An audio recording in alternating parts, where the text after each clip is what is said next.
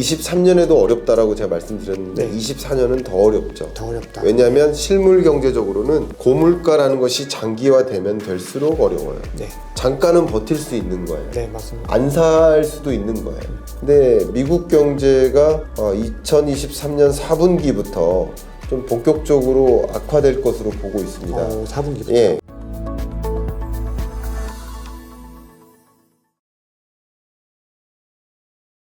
네, 구독자 시청자 여러분 반갑습니다. 박 작가입니다. 자, 오늘 토크 라운지에서는 거시경제 분야에서 국내에서 가장 저명한 전문가 중 한 분이시죠. 경제 읽어주는 남자 김광석 한양대 교수님 모시고 2024년 거시경제 그리고 자산시장 전망에 관해서 한번 알아보도록 하겠습니다. 교수님 안녕하세요. 안녕하세요. 예. 저희 채널 출연해주셔서 너무 초대해 주셔서 감사합니다. 너무 감사합니다. 네. 예. 교수님 아침부터 굉장히 좀 바쁜 일정을 서고 계신데 요즘에 시장 분위기가 좀 많이 바뀌는 데다가 네. 그리고 2024년이 가까워오니까 굉장히 좀 교수님 찾는 곳들이 많아질 것 같은데 어떠신가요? 근데 원래 외부적으로 활동하는 일 중에 하나가 기업들을 많이 만나요. 기업들이 이제 10월, 11월, 12월에 경영전략회의 시즌이에요. 네. 사장단 회의라고 하죠. 네네. 그러면 거기서 내년 계획 같은 걸 이제 하는 거죠. 경영기획을 하는 거죠. 우리 네네. 어떤 비즈니스 해볼까? 어떤 사업에 진출해볼까? 이런 전략회의를 하는 거고, 전략회의 할 때 이제 제가 경제전망을 주제로 이렇게 발제를 해드리고, 그리고 어떻게 대응하시면 좋겠다. 이런 위험 요인들이 있다. 이런 기회 요인들이 있다. 이런 말씀을 좀 많이 드려요. 네, 그래서 바쁘다면 그런 일정들이 좀 많이 있는 편입니다. 그럼 어떻게 보면 기업의 어떤 미래 전략에 대한 부분들을 또 점검해 주시는 부분도 있고 그리고 또 뉴스에서도 많이 나오셔서 네. 그런 거시경제 전망들을 또 많이 또 전해 주시잖아요. 네, 맞아요. 그러니까 가게든 기업이든 정부도 마찬가지지만 경제 여건의 변화에 또 민감하게 대응을 해야 되거든요. 네, 맞습니다. 그래서 경제 여건의 변화가 어떻게 전개되느냐 이런 질의들을 갖고 계셔서 그렇게 답변드리고 있습니다. 네네. 네. 저희 좀 소개를 먼저 드려야 되는데 저희 또 구독자분들이 아무래도 저희 채널 처음 출연이시니까 네. 간단하게 구독자분들께 셀프 소개 부탁드리겠습니다. 네, 안녕하세요. 저는 경제 전망을 제 전공으로 하고 있고요. 10여 년간 경제 전망을 보고서의 형태로 기관에서 내다가 6년 전부터 경제 전망을 이제 대중서로 발간해 드리고 있습니다. 네. 그래서 경제 전망, 경기를 판단하고 경제를 분석하고 경제를 전망하는 그런 일을 하고 있습니다. 만나 뵈서 반갑습니다. 김광석입니다. 네, 소개 잘 들었습니다. 자, 교수님께서 말씀 주신 이 책을 이제 잠깐 보여드릴 텐데 제가 지금 책을 읽고 있는데 네. 지금 거시경제 관련해서 뭐 저희가 알아야 될 내용들이 이제 교수님 나와 계셔서 드리는 말씀 아니고 진짜 빠짐없이 다 정리가 되어 있더라고요. 근데 이 책이 이제 매년 경제 전망서를 집필하고 계신데 6번째 네. 책이신 거죠. 네, 그렇습니다. 근데 지금 책에 보면은 이제 2023년을 찾아보면 내핍점이다. 네. 이렇게 한 해를 좀 표현을 하셨습니다. 그러니까 맞아요. 올해 2023년은 내핍점이라는 건데 2024년은 상흔점 네. 이렇게 표현을 하셨습니다. 네. 그래서 이 의미가 뭔지 한번 소개 부탁드리겠습니다. 네, 2050년까지 경제전망서를 발간하기로 2050년 예, 이미 계약이 다 된 건가요? 약속을 한 거죠. 네. 계약은 중요하지 않습니다. 네네.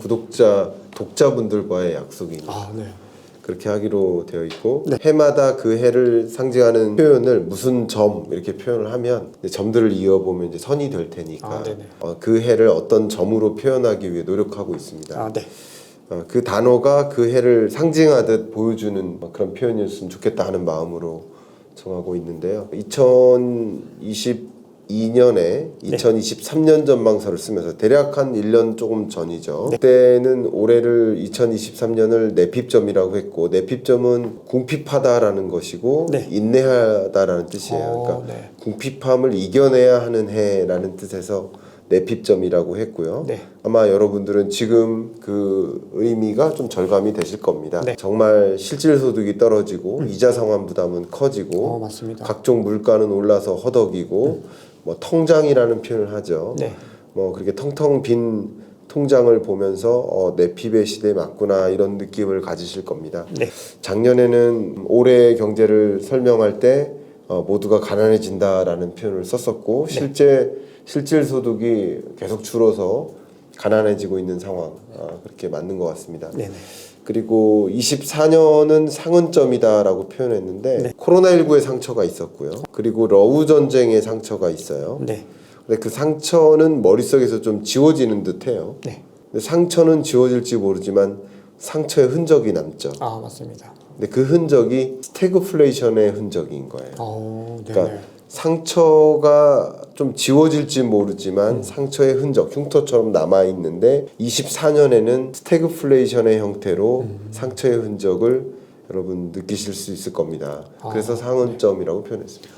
네, 말씀 잘 들었습니다. 사실 스태그플레이션 방금 말씀 주셨는데 이 책 제목에도 이미 스태그플레이션이라고 적혀 있습니다. 네. 이렇게 2024년 전망에 대해서 교수님께서는 스태그플레이션이 올 것이다라고 말씀을 주신 건데요. 네. 자, 어떻게 보면은 이제 스태그플레이션이라고 하는 거는 지금 같은 고물가 상황에서 네. 이제 경기 침체까지 같이 온다라는 의미로 우리가 해석을 해야 될까요? 그렇죠. 자, 그렇다면 그 얘기는 2024년에 결국은 경기 침체가 온다라는 의미로 이제 네. 해석을 할 수 있는데 이 많은 분들이 경기 침체라고 하니까 뭐 큰일 난 것이 아닌가 네. 약간 이런 생각들을 하시면서 뭔가 경제 위기와 약간 좀 혼동을 하시기도 하고 그런데 내년 2024년 전망 그러면 어떻게 되는지 한번 네. 자세하게 설명 부탁드리겠습니다. 네. 경기 침체와 경제 위기는 반드시 구분되어야 됩니다. 네네. 그러니까 용어를 잘못 가져가시면 그 미스저칭이 돼요. 맞습니다. 그래서 큰일 납니다. 그래서 네. 그 단어를 구분하셨으면 좋겠다라는 의미에서 아예 프롤로그에 그 부분을 써버렸죠. 경제 위기와 경기 침체는 다르다. 네. 경제 위기는 역성장하는 겁니다. 네, 맞습니다. 우리 IMF 외환 위기 때 역성장이 있고요. 네. 그리고 2020년 팬데믹 경제 위기 때 역성장했어요. 네. 그 역성장할 때를 가리켜서 그 나라 경제가 경제 위기에 처했다라고 보는 거죠. 네. 그러니까 GDP 규모가 줄어드는 해는 거의 없어요. 네, 맞습니다. 거의 늘어납니다. 네. 그러니까 2번 줄어든 거예요. IMF 외환 위기, 글로벌 금융위기 때는 또 안 줄었어요, 우리나라는. 우리나라는 0.8% 성장했어요. 네. 그러니까 경제 위기에 준하긴 하지만 그만큼 역성장하는 일이 흔치 않아요. 않다. 팬데믹 경제 위기처럼. 이런 게 경제 위기고요. 근데 경기 침체는 날씨에 먼저 비유를 한다면 우수수 비가 오랫동안 내리는 거죠. 좀 그냥 좀 이렇게 우울한 침울한. 분위기, 그런 분위기. 네, 그런 느낌이 경기 침체예요. 그리고 성장률로 보면 L자형이에요. 그래서 경제 위기는 V자형이고요. 네네, 맞습니다. 움푹 크게 패였다가 떨어졌다. 다시 돌아가는 흐름이고 경기 침체는 L자로 점점 꺼져가요. 세계 경제적으로 봤을 때 올해 성장률을 3.0%, 네. 내년 성장률을 2.99%, 평년 성장률이 대략 한 3.8% 되니까요. 한 1% 세계 정도. 경제가 네네. 3.8%를 밑돈채 움직이죠. 그럼 네. 경기 침체고요. 네. 그 밑돈채 더 꺼져가죠. 네. L자로. 네네. 경기 침체 맞습니다. 그러니까 경기 침체로 제가 혼자 진단하는 게 아니라 네. 세계 경제의 경기 침체 현상을 월드뱅크, IMF, OECD, BIS 네. 다 같은 기조로 전망하고 있습니다. 그러니까 세계 경제는 경기 침체 맞아요. 네. 예, 그래서 여러분들 입장에서는 뭐 경제 위기 온다, 뭐가 쓰러진다, 뭐 이런 식으로 뭐 유튜브 썸네일을 보신다던가 그러니까 너무 좀 자극적인. 자극적으로 좀 보시는 것들을 가지고 그렇게 느끼실 수 있는데 그게 아니라 경기 침체 현상이 지속된다. 네. 올해도 어려웠는데 내년에도 어렵구나. 이렇게 받아들이시는 게 내년 실물 경제적 현상을 들여다보는 데 도움이 되실 거라 생각이 되고요. 네네. 구독자분들께서 아마 이제 경기 침체와 경제 위기의 개념 차이를 좀 명확하게 이해하셨을 것 같고 어떻게 보면 교수님께서 말씀하시는 이 경기 침체라는 거는 뭐 교수님께서 그냥 하시는 말씀이 아니라 그냥 객관적인 수치와 팩트에 의해서 정의된 것이 어떻게 보면 그렇게 정리가 된 거라고 볼 수 있는 거죠. 네. 그래서 어쨌든 우리가 뭐 체감하기에는 많은 분들이 오해를 하셔가지고 뭔가 경기 침체 그럼 더 어려워져야 될 것 같은데 그렇지는 않은 것 같다라는 그런 어떤 의미로 경기 침체가 아닌 것 같다. 뭐 이렇게 또 반대하시는 분들 계시는데 그건 어떻게 보면은 개념적으로 조금 잘못된 부분들이 있다라는 거를 여기서 짚고 넘어가야 될 것 같습니다. 네. 자, 그러면 이제 실물 경제와 이제 자산시장 얘기 뒤에서 좀 더 자세하게 하겠지만 우리가 이제 2023년과 2024년을 좀 비교했을 때 좀 체감적으로 좀 어떤 차이를 또 이 일반적인 우리 같은 사람들은 느낄 수 있을까요? 체감적으로 느끼시는 것은 역시 여러분의 체감이 실물 경제적 체감이 있으실 거고요. 네네. 자산시장, 자본시장 관점에서의 체감이 또 있을 겁니다. 네네. 왜냐하면 경기 침체 옵니다라고 말씀을 드려도 나는 온통 머릿속에 주식밖에 없어요. 그러면 주식 침체라고 받아들일 수 있을까요? 아, 그렇죠. 맞습니까? 네, 맞습니다. 네, 근데 경기 침체 옵니다라고 하면 또 예를 들어서 뭐 대기업 직장인들은 나 월급 줄어드나 이런 생각하실 수 있고 네. 또 자영업자 여러분들은 나 매출 또 줄어드나? 그러니까 저마다 달리 상상하실 수 있어요. 그러네요. 그러나 그게 모든 게 더해져서 이 경제를 구성하는 것인데 그래서 실물 경제적으로는 말씀 살짝 드렸던 것처럼 체감적으로는 너무나 물가 비싸다. 너무 높다. 네. 그래서 소득은 그렇게 늘지 않는데 통장에 찍히는 소득은 별반 차이가 없는데 네. 같은 소득의 규모로 살 수 있는 물건의 개수가 줄어들죠. 그렇죠. 그게 실질 소득의 개념이죠. 네네, 맞습니다. 그러니까 명목 소득은 유지되는데 실질 소득이 소득은 줄어든다. 네. 그러니까 당연히 허덕이는 어렵죠. 어렵고요. 그건 23년에도 어렵다라고 제가 말씀드렸는데 네. 24년은 더 어렵죠. 더 어렵다. 왜냐하면 실물 경제적으로는 고물가라는 것이 장기화되면 될수록 어려워요. 네. 잠깐은 버틸 수 있는 거예요. 네, 맞습니다. 안 살 수도 있는 거예요. 근데 안 살 수가 없잖아요. 네. 장기화되면 힘들어요. 그냥 빚에 의존해서라도 버틸 수 있는 거거든요. 자영업자 여러분 지금 그렇죠. 지금 가계부채 문제가 굉장히 심각한데 그 가계부채 문제 중에서도 가장 심각한 그 연결고리가 저는 봤을 때 자영업자의 부채인 것 같아요. 네네. 맞습니다. 그것은 이제 연체율로 봐도 그렇고 채무상환 비율로 봐도 그렇고 가계부채 규모가 증가하는 속도로 봐도 그렇고 네. 자영업자의 부채 문제가 심각해요. 이거는 경기 침체의 모습인 거예요. 경기가 어렵다라는 것은 총 소비 지출이 뚜렷하게 늘어나지 않는다라는 거잖아요. 네. 그러니까 자영업자 여러분들은 각종 재료비, 뭐 소재비, 가스요금, 전기요금 다 오르는 다 올라가는데. 인건비도 오르고 네. 다 오르는데 매출은 안 늘어요. 네네, 맞습니다. 그러면 매출 가지고 빚을 못 갚죠. 네. 원리금 상환이 늦어져요. 네네. 그러니까 빚을 갚기 위한 또 다른 빚에 의존해요. 네. 악순환인 거죠.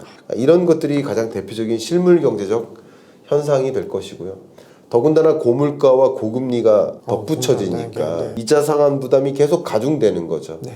신규 대출을 받기는 좀 부담이 되지만 기존 대출에 같은 1억을 대출 받았어도 예를 들어서 2022년에는 1억에 대해서 원리금 상환액이 200만 원이었다 그러면 2023년에는 같은 1억에 대해서 350만 원을 내는 거예요. 네. 이자 상환 부담이 커진 거죠. 커진 거죠. 그런 식으로 이제 부담이 커지는 그런 게 실물 경제가 어려워지는 현상이라고 볼 수 있을 것 같아요. 네네. 예. 알겠습니다. 그러면 이제 자산시장 이야기는 뒤에서 조금 더 할 예정이니까 조금 이야기를 조금 아껴두겠습니다. 네. 자, 지금부터는 이제 금리 이야기를 좀 해야 될 것 같은데 11월 FOMC 미팅에서 우리 모두가 예상했듯이 이제 금리를 동결했고 이후에 비노 고용지수 같은 이런 고용지표들이 또 이제 뭔가 고용이 꺾이고 있다는 시그널을 주면서 지금 시장에서는 이제 금리 인상이 끝났다라는 어떤 낙관론이 많이 팽배해 있는 그런 분위기들을 느낄 수 있는데 네. 교수님께서는 어떻게 금리 인상 마무리 시점에 와 있다 이렇게 보시나요?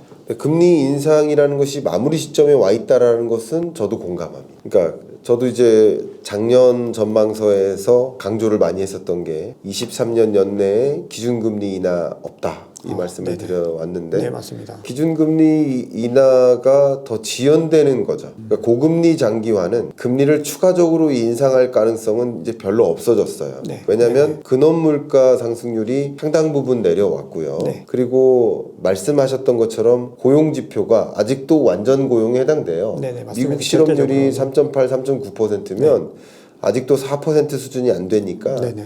뭐 이 정도면 뭐 정말 눈 하나 깜딱 안 해도 된다 이런 생각이 들 만큼의 그 고용 시장인데 근데 미국 경제가 2023년 4분기부터 좀 본격적으로 악화될 것으로 보고 있습니다. 4분기부터. 예, 네. 그렇게 보는 이유는 네.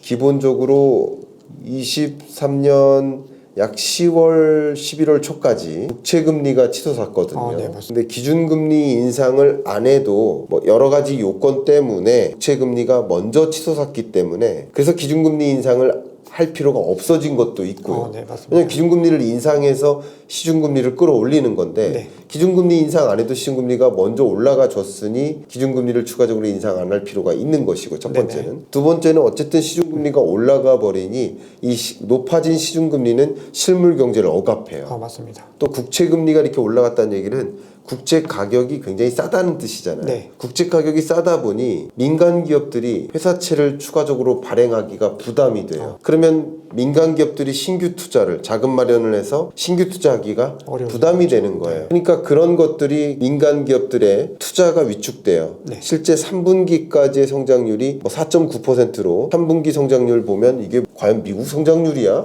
잘못 본 거 아닌가? 네. 신흥국 성장률인데 네, 거의 인도나 뭐, 베트남이나 이런 나라 성장률인데 네, 네. 무슨 미국이 4.9% 성장해? 이런 생각하셨지만 이 4.9% 성장한 것의 가장 큰 기여가 민간 소비고요. 또 민간 소비 외에 다른 요인들을 보면 민간 기업들의 투자예요. 아, 네. 그러니까 이런 것들이 뒷받침이 됐기 때문에 3분기 성장률이 높았는데 4분기부터는 좀 꼬꾸라질 수 있다, 악화될 수 있다라고 보는 근거는 이렇게 국채 금리가 올라갔기 때문에 민간 기업들이 신규 투자를 못 하기 시작하는 거예요. 네네. 그럼 신규 투자를 못 하다 보면 신규 일자리 창출이 어려워요. 네. 그러니까 고용도 악화될 수 있어요. 네. 그리고 소비가 뒷받침이 됐다고 말씀드렸었는데 3분기까지는 그건 3분기 실적인 거예요. 근데 이 소비가 뒷받침되는 그 배경 한 가지가 초과저축입니다.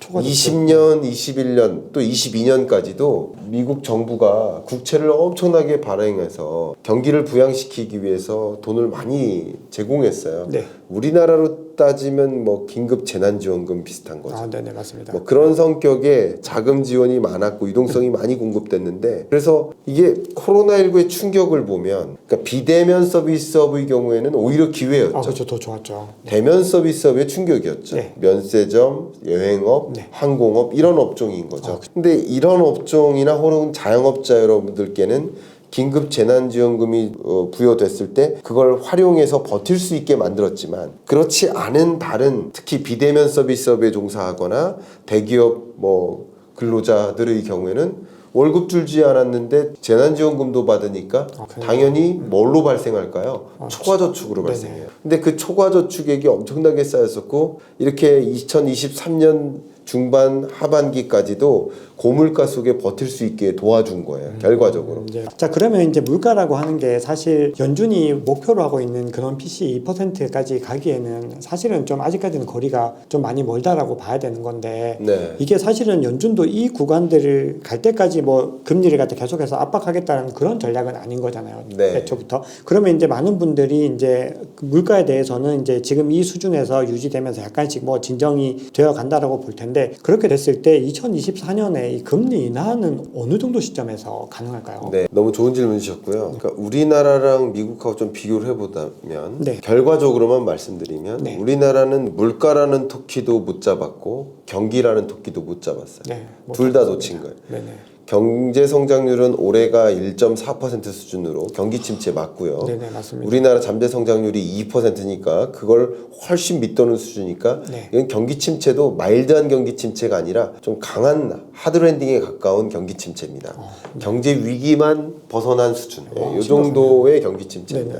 경기는 못 잡은 거예요. 여전히 고물가죠. 네. 그러니까 고물가 기조가 계속 유지되고 있죠. 그러니까 이런 상황이니까 두 마리의 토끼를 다 놓친 거예요. 네. 근데 미국 같은 나라는 물가를 완전히 잡은 상태는 아니지만 경기라는 토끼를 잡아들고 손에 잡아들고 네. 물가라는 토끼만 마저 잡으면 되는 상황. 네네, 맞습니다. 거의 잡기 직전의 모습 뭐 이렇게 비유를 할 수 있을 것 같아요. 그러니까 미국의 금리 인하 시점을 좀 들여다볼 필요가 있겠는데 네. 뭐 답변부터 드린다면 미국의 기준금리 인하는 24년 연내에 어려울 수 있다. 연내에도 어려울 수 있다. 예, 어려울 수 있다. 이렇게 말씀드리고 네네. 어려울 수 있다라고 말씀드리는 이유는 제가 23년 금리 인하는 어렵다. 거의 불가능하다. 상식에 부합하지 않는다라고 말씀드렸는데 24년은 다소 모호하게 말씀드리는 이유는 모호하기 때문입니다. 아, 네네. 예. 아직까지 이거는 뭐 확정적이지 않지. 확정적으로 말씀드릴 수 있는 상황이 아닙니다. 그러나 결국 물가가 잡혀야 금리 인하를 하는 거거든요. 네. 물가가 확실히 잡혔다라는 자신감이 있을 때 금리 인하를 하는 겁니다. 네. 근데 물가가 24년에도 연간 물가 상승률 기준으로는 목표 물가에 부합하기 어렵고요. 네. 25년도 좀 어렵습니다. 연간 기준에. 아, 연간 기준으로. 연간 기준의 물가 상승률로는. 네네. 근데 연간 기준으로 물가 상승률이 잡히기 어렵다라고 하지만 그래도 연간 연끝자락 4분기 정도 이 정도가 되면 2% 목표 물가에 부합하는 물가 상승률을 볼 수 있습니다. 아, 네. 예, 현재의 시나리오는 그렇게 전제를 하고 있고요. 네네. 그런 관점에서 4분기 정도가 되면 한 차례 정도의 기준금리 인하가 있을 수도 있고 또 없을 수도 있습니다. 네네. 그만큼 물가에 따라 달려있다. 그러니까 네. 기준금리 인하할까요? 라는 그 질문은 그대로 바꿔서 물가가 2% 정도로 잡힐 수 있을까요? 라는 질문하고 똑같고요. 그래서 여러분들께도 말씀드린다면 이 물가의 흐름에 좀 기초해서 물가 상승률이 확실히 2% 언더로 떨어지는구나, 떨어질 가능성이 높구나 라는 것을 좀 진단하면서 금리 인하의 시점을 가늠하실 필요가 있는데 네네. 현재의 시나리오대로라고 한다면 네네. 24년 4분기 정도에 목표하는 수준의 물가에 부합하고 그때 기준금리 인하가 있을 수 있다. 있다 하더라도 한 차례 정도의 기준금리 인하지 뭐 매우 강한 뭐 빈번한 금리 인하는 절대 아니다. 이렇게 말씀드리겠습니다. 네, 어떻게 보면 저희 구독자분들께서 또 가장 관심 가지고 들으실 만한 질문인데요. 이제 미국에서 어떤 경기 침체가 현실화되는 부분들에 대해서는 충분히 이제 모든 분들이 납득할 수밖에 없고 사실상 이게 뭐 올 수밖에 없는 현상이다라는 부분들에 대해서는 동의할 수밖에 없는데 자, 이런 상황에서 이제 비트코인이 안전자산으로 주목받고 있다. 자, 이런 기사들이 굉장히 미국의 좀 메인 언론들 어떤 자산 시장에 대한 어떤 메인 언론들에서도 나오고 있고 그리고 앞서 이제 교수님께서도 이 자산 시장의 가격은 결국 수요와 공급에 의해서 결정된다라고 말씀을 주셨는데요. 네. 자, 앞서 말씀드린 이 안전 자산에 대한 부분들 교수님 생각은 어떠신지 네, 궁금합니다. 의견을 드린다면 크립토 시장은 어쨌든 공격적 투자 자산이죠. 네네, 그렇죠. 네. 왜냐하면 변동성도 높고요. 네. 급등락이 심하고요. 네. 그러면 공격적 투자 자산 맞습니다.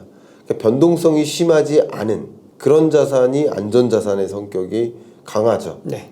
그리고 극단적으로는 어떤 요인이 등장했을 때 물거품이 되지 않는 그런 자산. 네.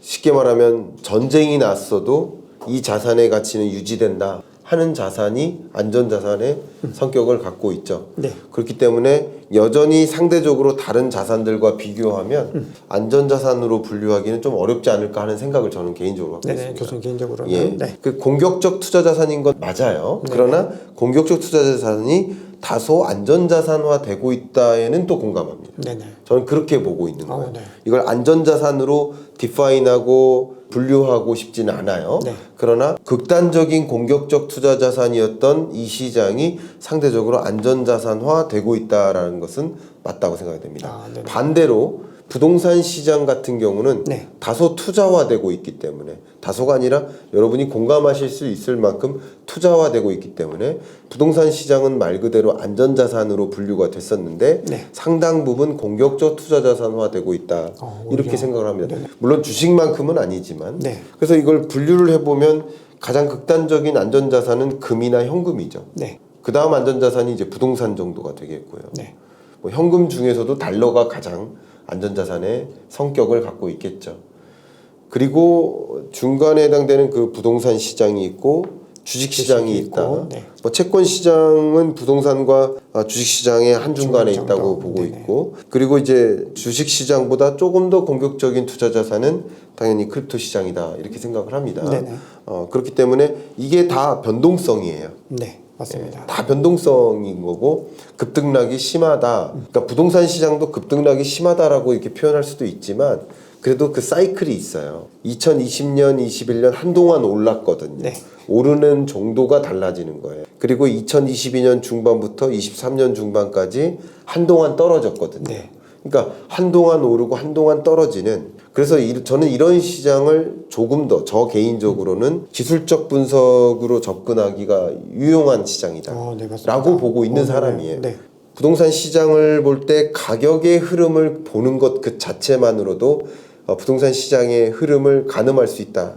이 정도로 저는 생각을 하고 있어요. 네. 왜냐하면 그만큼 부동산 시장은 가마솥처럼 움직이죠. 네. 한동안 뜨거워지려면 오래 걸리고요. 한번 뜨거워진 가마솥은 또 쉽게 안 차가워지죠. 네. 한번 차가워진 건 데피려면 또 오래 시간이 걸리고요. 걸리고, 네. 이렇게 움직이는 시장이니까 지금 뜨거워지고 있는지 아닌지만 판단해도 어느 정도의 그 사이클을 들여다볼 수 있다고 생각하는 사람입니다. 근데 이런 시장의 특성을 규명했을 때 이 코인 시장 같은 경우는 저의 생각은 뭐냐면 어쨌든 그럼에도 불구하고 공격적 투자 자산에 속하는 영역이기 때문에 그 무엇보다도 가장 중요한 변수는 공포감이다. 저는 네. 생각을 합니다. 네. 그 공포감을 가장 많이 가져다 주는 것은 뭐 근래 경제에 있어서는 2022년에 자이언트 스텝 연속으로 할 때 그때 금리 인상에 대한 공포감이 네네, 들죠. 그때가 맞습니다. 거의 뭐 십수년 만에 굉장히 큰 공포였습니다. 그렇죠. 그 공포감이 있을 때 떠나는 거거든요. 네. 주식시장도 내던지고 떠나요. HTS 지우고 떠나요. 네. 그러니까 공격적 투자 자산의 경우에는 공포감의 상극이다. 저는 이렇게 보고 있습니다. 네네. 그러니까 상대적으로 돈을 계속 이동시키는 거거든요. 네. 근데 안전자산으로 이동시키는 거죠. 공포감일 때. 23년 이 하반기에 또 다른 전쟁이 등장했고 중동 전쟁이 등장했고 중동 전쟁은 또 다른 공포감이에요. 근데 중동 전쟁이 확전되진 않겠구나 하는 전제를 좀 깔기 시작해요. 지금. 네, 맞습니다. 지금 네. 미국에서 항공모함 2대를 네. 이란 쪽으로 배치시키면서 과연 확전되겠어? 이란이 참전하겠어? 직접 전쟁을 하는 거죠. 네. 이스라엘하고. 그런 일들은 그런 양상은 펼쳐지지 않겠다라는 그런 마음. 그러니까 전쟁이 딱 등장했을 때 공포감이 치솟죠. 그러나 전쟁이 다시 뭐 국지전으로만 갈 거야 하는 생각으로 안도감을 갖는 거죠. 그러니까 두려움, 공포감이 좀 사그라드는 거죠. 네. 이건 이제 전쟁의 시나리오에 따라 다를 겁니다. 네. 전쟁의 시나리오가 확전되는 양상으로 간다 그러면 또 다른 공포감으로 다시 한번 조정될 수 있겠지만 전쟁이 확전되지 않을 거야 하는 그런 감정을 더 많이 갖기 시작하면 상대적으로 그 공포감이 아닌 기대감으로 이 공격적 투자 자산으로 돈을 더 옮겨 나갈 거라고 생각을 합니다. 네. 그리고 두 번째 공포감의 요소는 셧다운 여부. 네. 미국 셧다운 여부. 셧다운이 진행될 가능성이 높다. 셧다운이 발생했다. 그러면 또 한 번 공포감이 치솟을 수 있겠죠. 네, 그런 공포감이 또 있을 거고요. 다만 기본적으로 그 셧다운에 대한 공포감을 한 번 경험했으니까 그만큼의 공포감이 반복되기 어려울 거예요. 네네. 그러니까 10월에 주가가 많이 조정됐었던 네, 게 맞습니다. 이런 공포감인 거예요. 네. 또 시장을 놓고 보면 셧다운이 우려가 다시 고조된다 하더라도 그 당시만큼의 한 번 경험했었기 때문에 그만큼의 공포감 없을 거고요. 셧다운이 발생하지 않는다. 네. 실제 예산안이 통과된다. 그러면 완전한 기대감으로 바뀌는 거죠. 네. 그 시나리오가 또 다를 거고요. 네네. 마지막으로는 금리 인상에 대한 공포감은 이미 끝나간다 이렇게 볼 수 있겠죠. 네. 오히려 기대감으로 갖는 거죠. 네. 금리 인상 끝났다라는 기대감. 그러니까 이런 것들을 시나리오별로 보아야 될 텐데 기본적으로는 그 공포감이 집중됐었던 시점보다는 공포감이 이제 사그라드는 또 기대감을 좀 갖기 시작하는 그런 장세로 이 시장을 보시면 어떨까 하는 생각을 갖고 있습니다.